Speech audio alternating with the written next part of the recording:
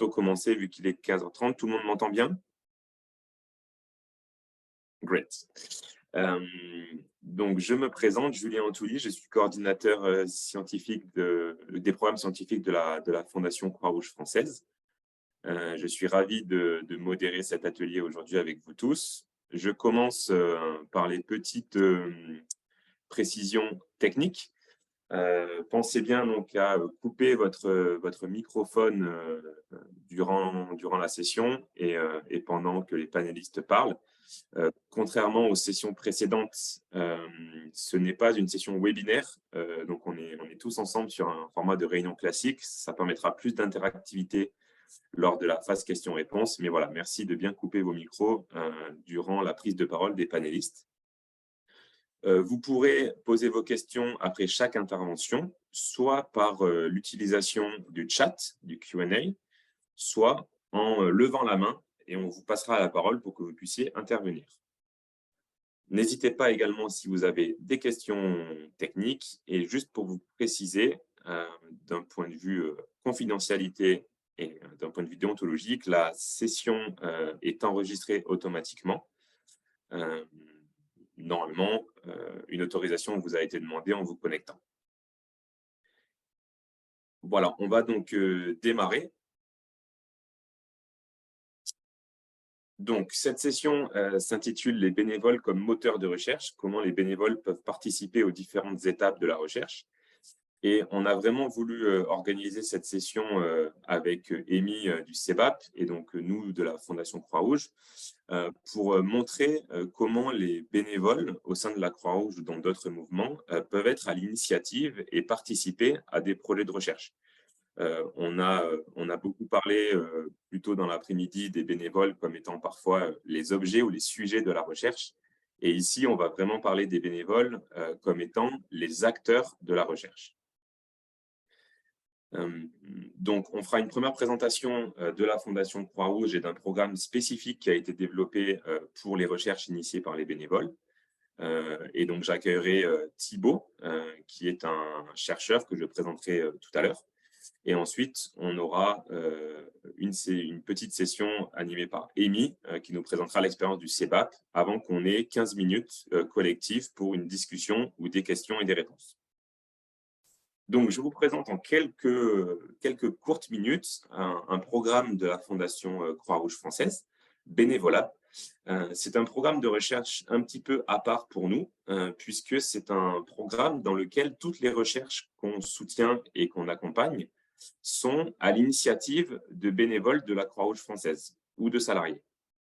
Notre idée en créant ce programme, c'était de permettre aux volontaires, bénévoles et salariés de nous aider à trouver des solutions à toutes les difficultés qu'ils peuvent rencontrer dans leurs différentes missions Croix-Rouge. Pourquoi on a voulu faire ça? Pourquoi on a voulu développer un programme de recherche à l'initiative des bénévoles, pour et avec les bénévoles, comme on dit souvent? La première raison, elle est assez simple, c'est qu'on souhaitait développer des recherches qui soient au plus près des problématiques de terrain. Et au sein du mouvement Croix-Rouge, les bénévoles sont en première ligne, au plus près des populations que la Croix-Rouge accompagne et au plus près des terrains d'intervention. Donc, il nous paraissait naturel de vouloir se baser sur leurs observations et sur leurs questions pour ensuite développer des programmes de recherche sur mesure. Une deuxième raison, c'était aussi de pouvoir offrir un soutien à nos volontaires et à nos bénévoles. En effet, ils sont souvent confrontés à des grandes difficultés opérationnelles, à beaucoup de questions qui sont parfois sans réponse. Et nous voulions, en tant qu'organisation de la Croix-Rouge, leur offrir une palette de soutien, dont un soutien en recherche, comme on dit souvent, leur mettre à disposition les capacités des ressources humaines et des capacités scientifiques qui existent pour les aider à remplir leur mission au quotidien. Et une troisième raison qui est importante, c'est que ce programme bénévolat, il symbolise aussi toute la volonté de la Croix-Rouge française de miser sur la recherche pour améliorer ses missions. Alors, très rapidement, comment ça marche? La première étape, c'est de consulter les volontaires et les bénévoles. Donc, chaque année, à la Fondation, on lance une consultation générale qui est ouverte à tous les bénévoles et les salariés de la Croix-Rouge dans tous les territoires, que ce soit même en France pour nos actions sur notre territoire national ou sur des territoires étrangers lorsque la Croix-Rouge intervient auprès de sociétés nationales sœurs. Et nous leur transmettons un formulaire, un questionnaire pour recueillir leurs propositions. Et donc, on a énormément d'idées, de propositions qui remontent. J'ai donné 2 exemples ici, par exemple, des bénévoles qui se posent des questions concrètes en lien avec leur mission. On a eu, par exemple, l'an dernier ou cette année, des bénévoles qui s'interrogent sur la possibilité que le bénévolat en lui-même soit un facteur d'intégration pour les personnes exilées, ou bien d'autres bénévoles qui se demandaient pourquoi des personnes sans abri refusent parfois des solutions d'hébergement d'urgence qui leur sont proposées. Nous prenons ces différentes questions, propositions, et nous, à la Fondation, nous les transformons en des problématiques de recherche, en des questions plus larges. On regarde aussi ce qui existe dans la littérature scientifique sur ces sujets.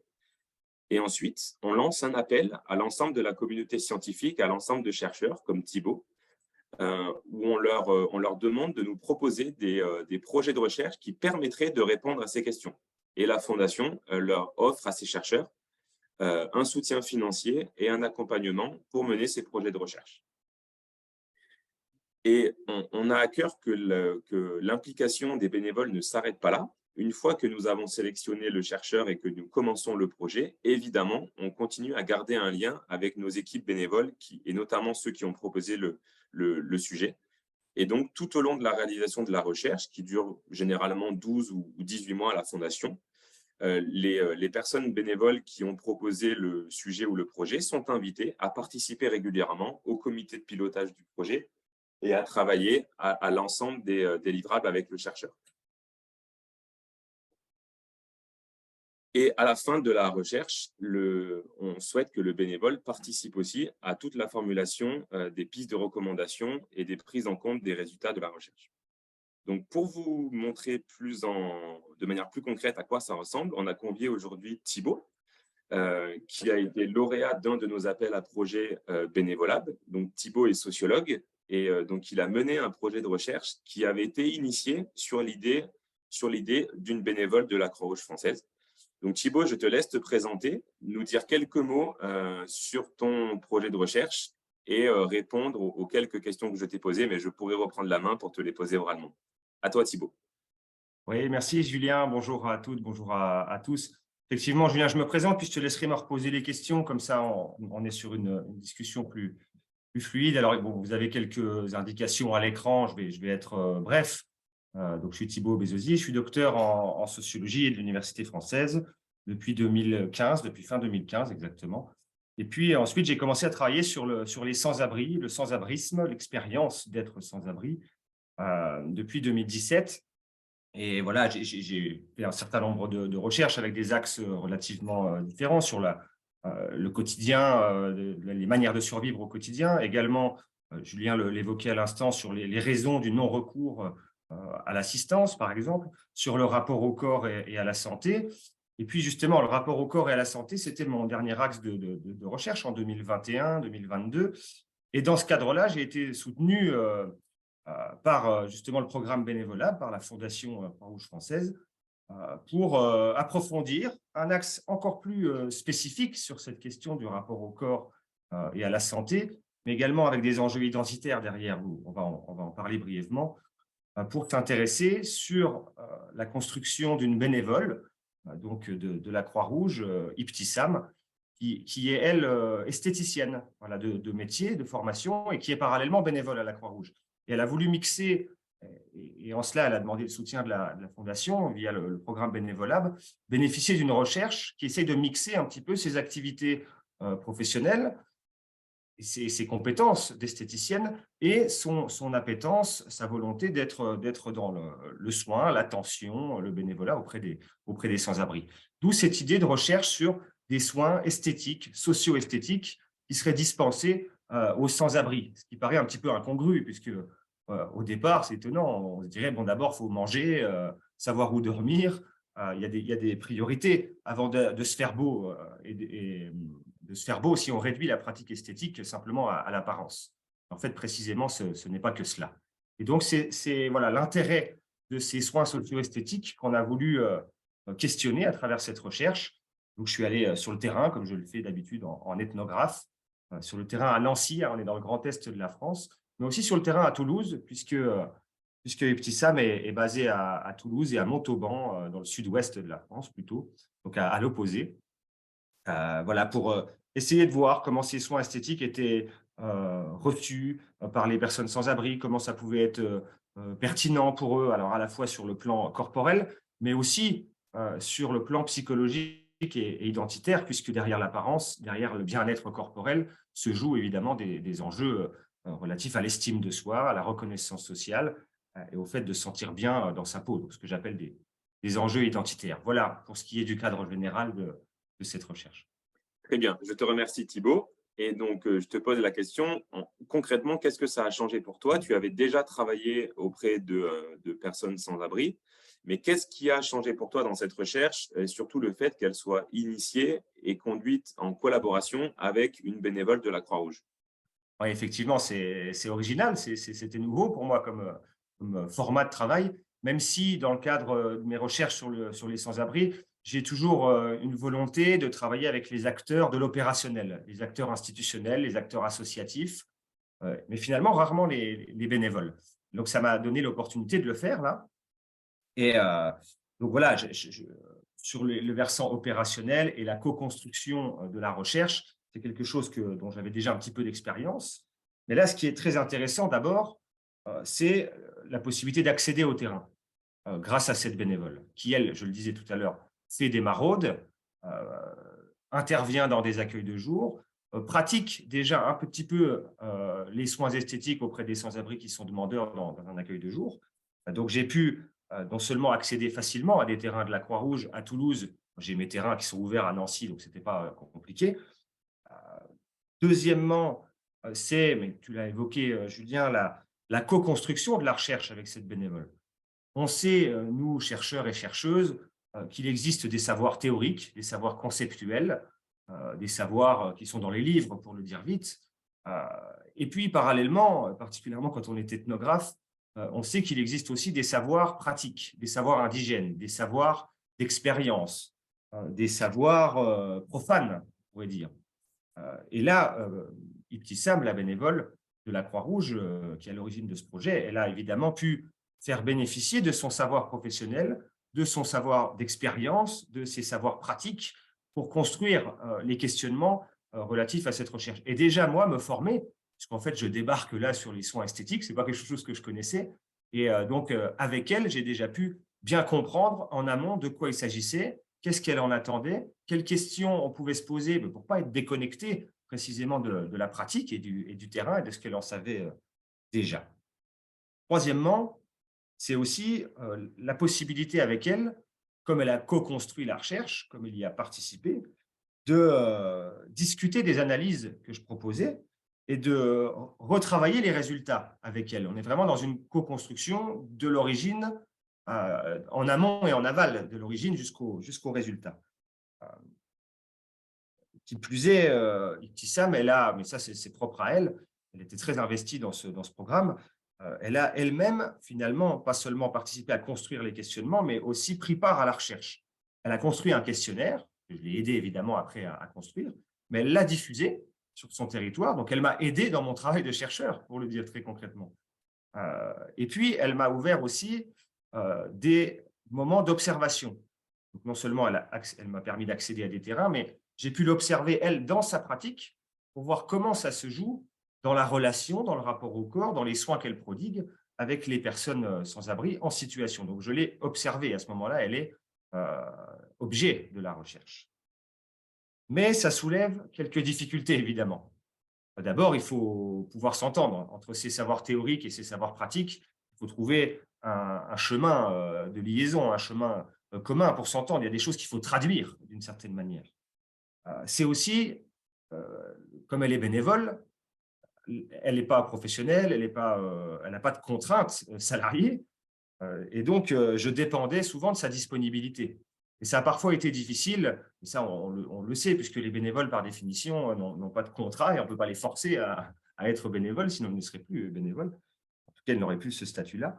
À certains moments, on s'est raté. Je suis descendu à Toulouse, on avait prévu des choses qu'on n'a pas pu faire. Moi, ça m'a freiné un petit peu dans mon processus de recherche. J'ai dû après bricoler. Alors, c'est ce qu'on fait toujours, hein. De toute façon, dans une recherche, ça ne se passe jamais tout à fait comme prévu. Mais voilà, parfois, ça a été difficile aussi de se mettre d'accord et puis de se retrouver simplement pour des questions de disponibilité. Et puis enfin, comme elle a participé à la production de données, et là, je serai attentif la prochaine fois, et je crois que le programme Bénévolable peut s'enrichir de ces expériences-là.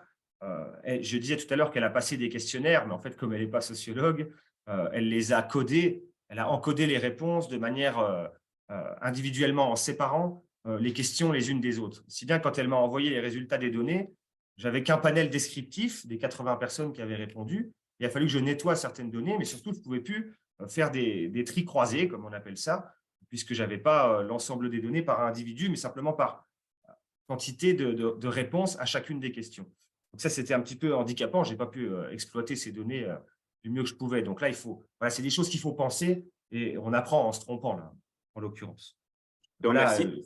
je pourrais continuer, mais effectivement, c'est la deuxième question. Donc voilà. Je te remercie, Thibaut. On traitera la dernière question tous ensemble en discussion collective à la fin de la session. Merci pour ce retour d'expérience et aussi ce retour nuancé avec tous les avantages à collaborer avec des bénévoles sur des recherches, mais aussi les difficultés que cela soulève pour un chercheur.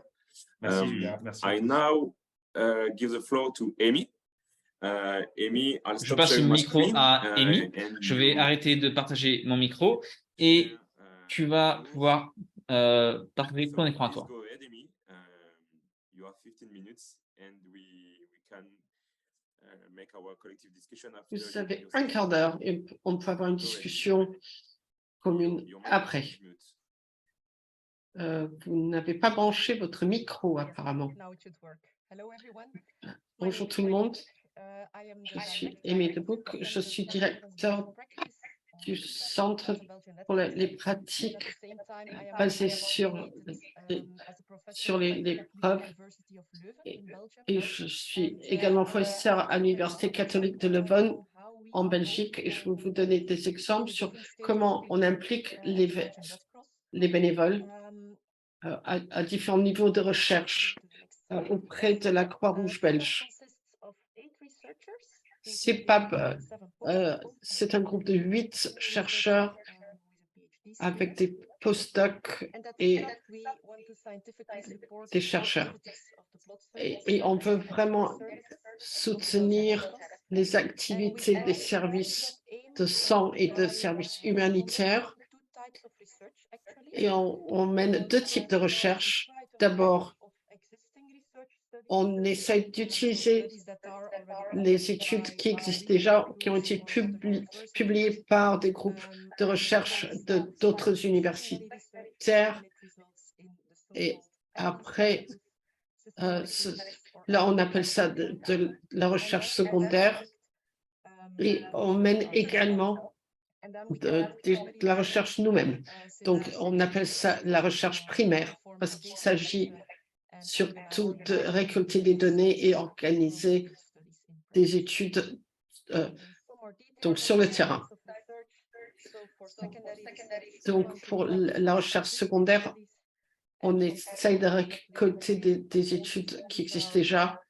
Malheureusement, ces études sont vraiment éparpillées à différentes bases de données. Donc, il faut vraiment redevenir la question de recherche et développer une stratégie de recherche avec des termes de recherche pour qu'on puisse chercher dans les différentes bases de données pour obtenir. Donc, on obtient beaucoup d'études et on sélectionne ceux qui sont les plus pertinents. Et dans ces études, on tire les données donc pertinentes et on évalue la qualité et on fait des synthèses de données. Pour la recherche primaire, vous voyez les différentes étapes dans le cycle. Donc, les différentes étapes rapidement. D'abord, on identifie le problème. C'est l'étape de préparation. On regarde la littérature qui existe sur la question, on crée une hypothèse et ensuite on met en place la conception. Il y a la conception de nos méthodes de travail et les participants sont inclus et on récolte les données nécessaires et ensuite ces données sont analysées et on peut donc rédiger un rapport et tirer des conclusions. Donc à CIBAP, on fait le lien, on met en place ces deux types de liens pour faire le lien entre la science et la pratique. Mais auprès de la Croix-Rouge, évidemment, on a des bénévoles. Donc, il est très intéressant de les impliquer dans nos recherches. D'abord, on se demandait si on pouvait les impliquer plus dans la formulation des questions de recherche parce qu'ils sont toujours actifs sur le terrain et donc ils ont une bonne vision des défis et des besoins et pourraient nous aider à formuler les questions nécessaires. Il y a 2 ans, on a mis en place un projet qu'on a appelé la revue des bénévoles et on a demandé à nos bénévoles de formuler des questions de recherche auxquelles on pourrait répondre en mettant en place une revue basée sur les études qui existent déjà. Et donc, on a lancé ça sur les sites web et on a formulé des exemples et des explications sur différentes étapes. Et sur les 8 propositions soumises, on a sélectionné une proposition, ça concernant l'efficacité des programmes de formation de premiers secours, donc adaptés aux enfants et aux adolescents qui sont limités sur le plan intellectuel. Et chaque étape a été documentée en détail parce que le projet était aussi un exercice didactique pour expliquer les différentes étapes sur la révision des preuves. Et ensuite, on a demandé à nos bénévoles de formuler les questions par un webinaire qu'on a organisé et par un événement virtuel. Et pour ceux qui voudraient savoir quels étaient les résultats, on a mis en place 9 études du type avant-après. Pendant ces études, donc une formation structurée exprès de premiers secours. Les études ont été menées et ça concernait 27 enfants avec un retard petit ou retard ou plus important. Et donc, les connaissances de premiers secours ont été mesurées ensuite. Et donc, la formation a ensuite été mise en œuvre. Donc, cette formation structurée précisément et des instructeurs, des formateurs vraiment formés ont été impliqués et ils nous ont donné un feedback, des retours. Suivant cette formation, on a mesuré l'amélioration des capacités de premier secours. Et donc, c'est un exercice très intéressant et on espère que dans l'avenir, on pourra mener des projets similaires où les bénévoles nous posent des questions de recherche pertinentes. Un deuxième type d'implication des bénévoles concerne l'implication des bénévoles dans la collecte des données parce qu'ils sont présents sur le terrain. Et on a mis en place 2 projets où on a impliqué des bénévoles dans la récolte de données. Les deux exemples, d'abord, donc le projet de créer un lien où les bénévoles aident les enfants qui sont à risque, les scolaires qui sont à risque. Par exemple, ils sont handicapés ou ils sont étrangers dans un contexte urbain à Bruxelles. Et ces bénévoles donnent un soutien à ces enfants. Ils les aident avec leurs devoirs, par exemple, et d'autres activités, dans l'objectif d'améliorer leur performance, leur capacité sociale également, leur bien-être. Et donc, on voulait collecter des données pour mesurer l'effet de ce programme. Et on a commencé au début de l'année scolaire en posant des questions aux parents, à des parents sur le bien-être, le comportement des enfants à l'école. Et pendant le programme, on a posé des questions à nos bénévoles qui mettaient en place l'intervention, qui appliquaient donc, on a regardé les activités qui menaient avec les enfants. Donc, il s'agissait de la fréquence des activités et de l'implication des enfants. Et à la fin du projet, mais le projet est encore en cours, on va mesurer également les résultats du point de vue des parents, des écoles et des enfants pour avoir une idée des effets du programme. Il y a encore des défis pour ce programme.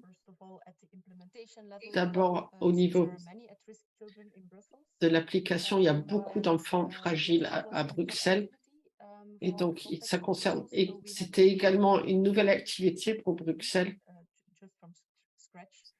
Donc, il a fallu qu'on forme des volontaires de A jusqu'à Z.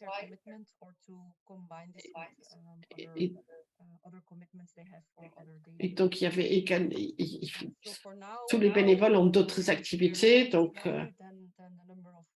c'était un défi aussi.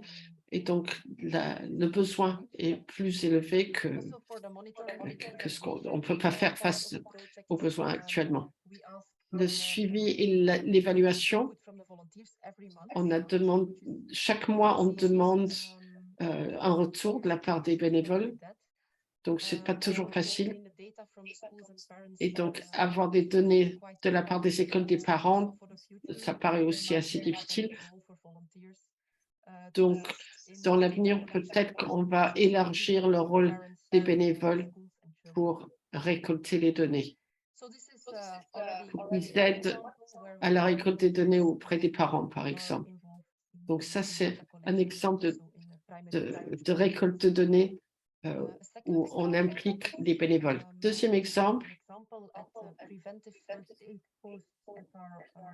donc, qui a lieu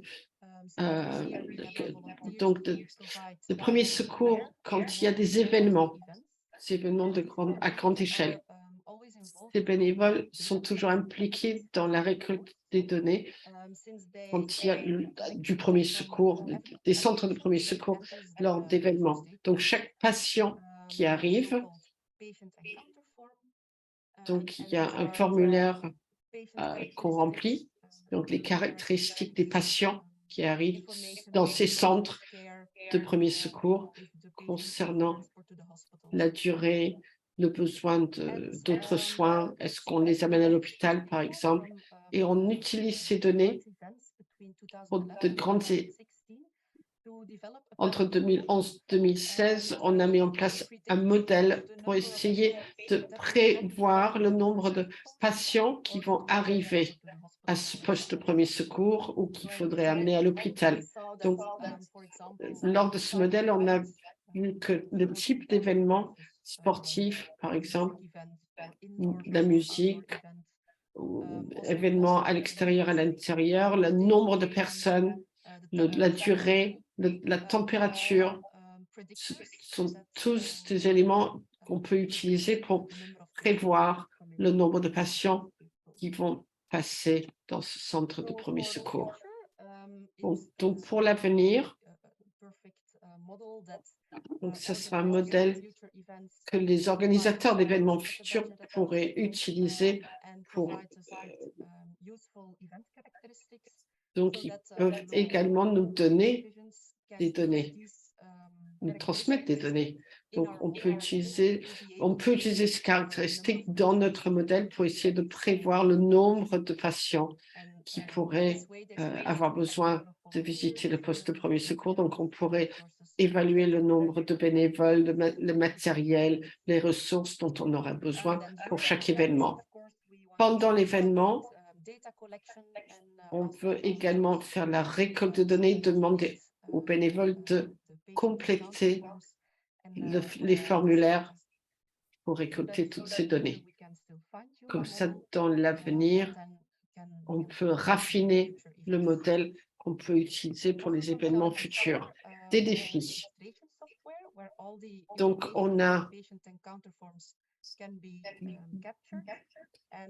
donc des logiciels et on veut que ces logiciels peuvent être, on voudrait que ce soit plus simple à utiliser par les bénévoles. Et on voudrait convaincre les bénévoles d'enregistrer chaque patient. Il vient, parce que des fois, il y a beaucoup de gens.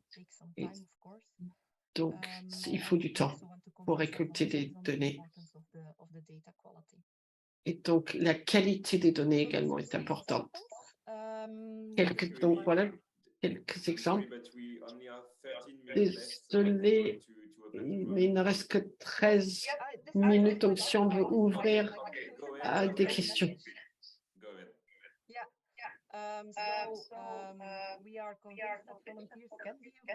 Donc, on est convaincu que les bénévoles peuvent être impliqués dans la recherche, qui peuvent aider à formuler des questions, à récolter des données. Et à CIBAP, on peut mener des recherches, analyser les données. Et donc, ensuite, arriver à des données qu'on peut utiliser dans notre pratique. Donc, les bénévoles peuvent être utilisés. On pense que la formation est très importante pour que les bénévoles peuvent donc avoir les capacités nécessaires pour nous aider dans nos recherches. Merci. Merci beaucoup, Amy. Alors, je te demandais de ne plus transmettre ton écran. Parce que... Il nous reste 13 minutes. La parole est à vous. Nous avons préparé 2 grandes questions ou partage d'expérience qui nous paraissaient importants de mobiliser ensemble, mais nous sommes à votre écoute. Si certains veulent poser des questions ou partager une expérience d'implication dans la recherche au sein de sa société nationale, allez-y. Vous pouvez lever la main si vous souhaitez prendre la parole.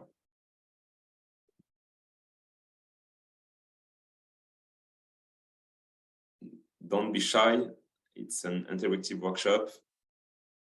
Ne soyez pas timide, c'est un workshop interactif. Peut-être pour donner envie à d'autres personnes. Thibaut, si tu veux nous donner ton petit retour d'expérience sur la dernière question qu'on avait tout à l'heure, sur cette fameuse question qui nous taraude tous sur comment améliorer l'utilisation des résultats des recherches derrière par nos équipes bénévoles ou dans les programmes de la Croix-Rouge. Tu veux nous partager ton expérience sur l'intérêt d'impliquer les bénévoles dès le départ pour favoriser cette transmission des connaissances ensuite? Oui, effectivement, merci Julien. Thank you, Amy, for your speech. Effectivement, non, le premier intérêt, il est évident, c'est que les bénévoles étant déjà impliqués dans l'action opérationnelle via la Croix-Rouge sont en mesure de se nourrir directement des résultats des travaux pour essayer de mettre en œuvre leurs projets pratiques, leurs projets d'action. Là, ce qui est intéressant, c'est qu'on peut passer par les écoles de formation aussi de la Croix-Rouge, qui peuvent, sur de la socio-esthétique, une action très spécialisée comme ça, se doter de modules de formation spécifiques, grâce finalement au background de connaissances qu'on a pu produire. mais surtout parce que la recherche a la vocation ici à dégager des préconisations, des recommandations, des pistes d'action. Il ne s'agit pas simplement de produire de la connaissance, mais bien de dire, bon, à partir de cette connaissance, comment on pourrait mettre en place ce type d'intervention, alors ici de la socio-esthétique auprès des sans-abri, mais ça pourrait fonctionner sur foule d'autres propositions. Comment on peut le mettre en place? Quelles sont les difficultés auxquelles il faut s'attendre? Quels sont les écueils qu'on va rencontrer? Quels sont les bienfaits, évidemment, que ça peut apporter? Là, il y a un lien direct avec l'action, sachant que la recherche, elle est évidemment, vous l'aurez compris, produite sur mesure, tu disais tout à l'heure, Julien, indexée aux capacités d'action et aux volontés de création des bénévoles. Donc, ils peuvent s'en saisir très directement. Le chemin est fait, si je puis dire. Le chemin est préparé. Il y a peut-être des questions dans l'Assemblée. Merci Thibaut. Alors, je ne vois pas de main se lever. N'hésitez pas à nous partager, si ce n'est pas des questions, ça peut être vos expériences de conduite de recherche ou de participation à des projets de recherche, quels qu'ils soient. Le but est aussi de partager des expériences collectives. En attendant, I may have a question for you, Amy. I've seen you use a lot of. J'ai une question pour toi, Amy. J'ai vu que tu as utilisé beaucoup de littérature, de revues, etc., pour extraire le meilleur de ces littératures, notamment pour répondre à ces questions initiées. Comment vous mélangez cette expérience avec l'expérience personnelle des volontaires impliqués dans le projet, entre la connaissance scientifique et la connaissance pratique des volontaires?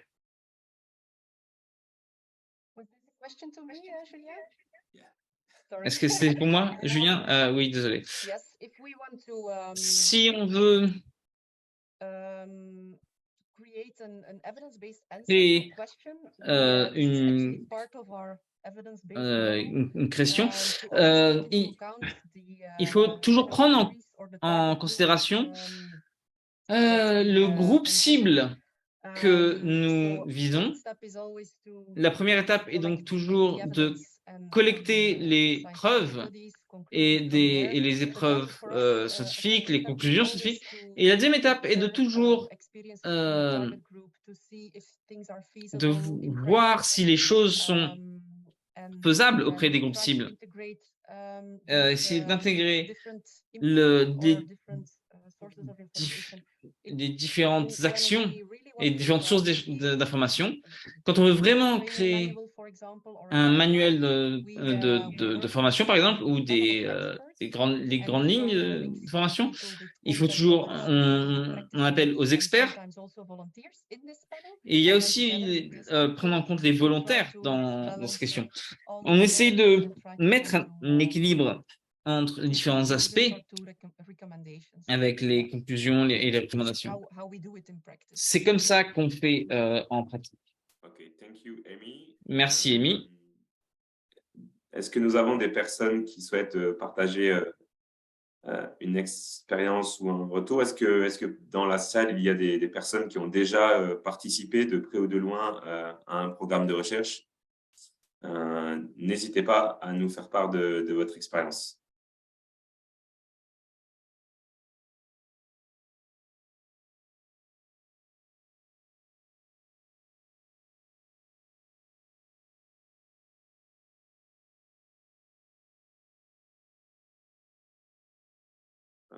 Amy, maybe do you have a question for Thibaut or for us? Amy, peut-être que vous avez une question pour Thibaut ou pour nous. Est-ce que vous avez des projets pour des projets un peu similaires, des questions sur lesquelles vous avez l'intention de travailler? Oui, ce programme est maintenant géré à niveau annuel. Donc, chaque année, on lance une consultation avec nos bénévoles, nos volontaires, au moins jusqu'à 2025. Vous avez dit que parfois la demande est très importante et donc on a le même problème. Chaque année, on finance et accompagne 2 projets basés sur des initiatives des bénévoles. Et pour les autres idées et projets, récemment, nous avons complété un partenariat avec une structure scientifique pour donner à des groupes d'étudiants ces questions. Et certains professeurs pourront donc donner ces questions à leurs étudiants pour qu'ils puissent, par exemple, faire leur master dessus, pour donc renforcer notre capacité. Donc, on est très fiers de ça pour vraiment travailler sur ces 2 projets. On essaie de trouver d'autres solutions actuellement pour fournir à nos bénévoles, pour donner à nos bénévoles des réponses spécifiques. Vincent, si vous voulez peut-être rajouter des commentaires sur ce programme, parce que vous êtes très bien placé pour le faire. Thank you, Julien. Do you hear me well? Merci, Julien. Est-ce que vous m'entendez? Yeah, the program, Thibaut's program, exactly. Le programme de Thibaut, exactement, ou le programme de bénévolat? Oui, for us, pour apart nous, from, of course, designing research relevantly, mis à part la mise en place de recherches pertinentes en fonction des besoins de nos chercheurs et les besoins de nos bénévoles. Donc, c'est également une façon pour nous de savoir quels sont les défis, les difficultés que les bénévoles rencontrent sur le terrain. Des fois, on se rend compte qu'ils ont des problèmes opérationnels et qui peuvent être résolus grâce à la recherche. Mais c'est très intéressant toujours parce que ça nous donne beaucoup d'informations sur la réalité du bénévolat, les défis auxquels ils font face. Et c'est une manière pour nous de vraiment avoir un lien avec les bénévoles. Et donc, c'est très intéressant pour nous. On ne reçoit pas beaucoup de propositions, de questions de recherche, mais suffisamment, je pense, pour voir quels sont leurs soucis, les défis auxquels ils font face au sein de la Croix-Rouge française. Donc, c'est un programme très intéressant. Amy, est-ce que vous avez des critères pour sélectionner? Si vous avez plus de questions que les questions auxquelles vous pouvez faire face, oui, des critères, mais c'est thématique, mais c'est très large. On travaille sur la santé, les catastrophes, les migrations, donc c'est assez vaste. Et il y a également la discipline aussi, parce qu'on travaille uniquement au niveau des sciences sociales et pas au niveau médical. Mais notre défi principal actuellement est vraiment de diffuser le programme et pour que ça soit connu parmi... on est un réseau très important, donc c'est très important d'atteindre tout le monde. Il nous reste 2 minutes. Est-ce qu'il y a une dernière prise de parole ou un commentaire ou une question? Sinon, nous allons conclure la session pour être à l'heure et laisser les prochaines sessions se dérouler dans des conditions techniques normales.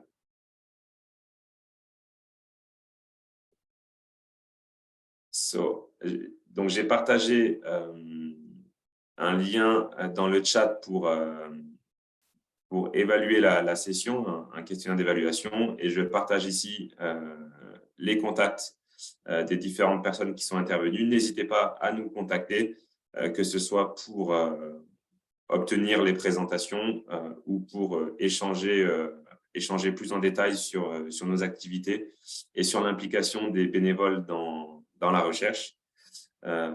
Merci beaucoup, Thibaut, d'être venu partager ton expérience. Thank you so much, Amy. Merci, Amy, et du très bon travail que vous faites avec vos bénévoles. Merci. Merci tout le monde. Merci. Thank you, everybody. Donc, la longue nuit de recherche continue. Donc,